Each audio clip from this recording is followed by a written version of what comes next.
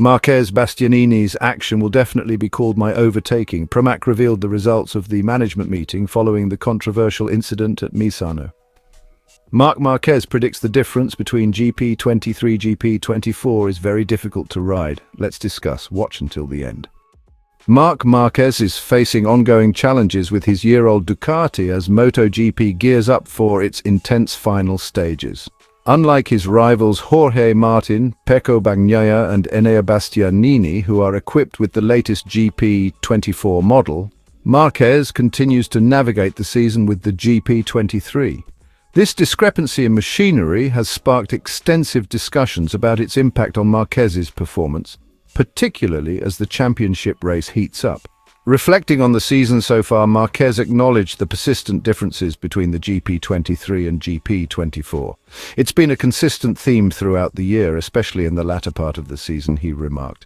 Despite clinching victories under unique circumstances, Marquez noted the specific challenges posed by varying track conditions. This weekend, with excellent grip, I found myself struggling more compared to previous rounds like Misano, where warmer temperatures and a slower track suited me better, he explained. Highlighting the complexities of his recent races, Marquez revealed insights gained from challenging outings. Yesterday's double crashes served as a stark reminder that I'm not yet where I need to be, he admitted.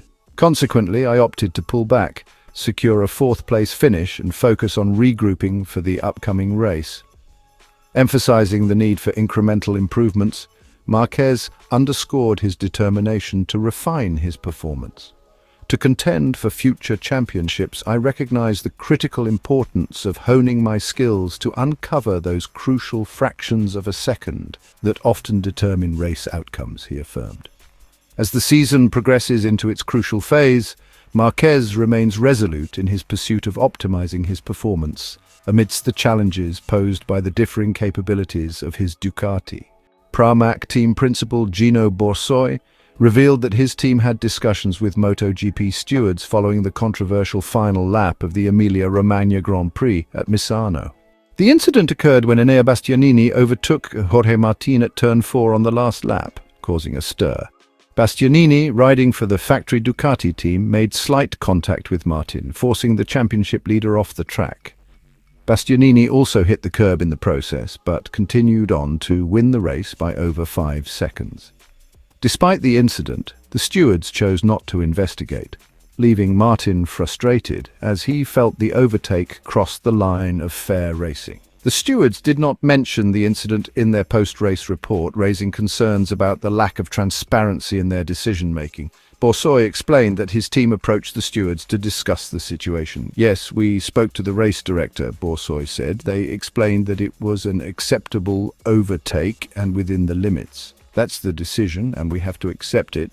Borsoi added that the steward's decision not to investigate highlights the current boundaries in racing. It's not a dramatic situation, he noted.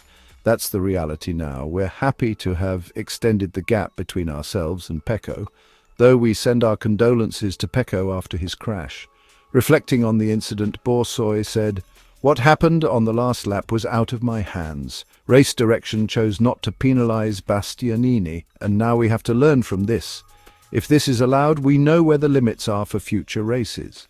Riders were split on their opinions of the incident, with some defending it as fair racing, while others felt Bastianini should have relinquished the lead. Marc Marquez suggested that since Bastianini also went off track during the overtake, there was a stronger case for him receiving a penalty. Marc Marquez knows his reputation as an aggressive rider has stuck with him.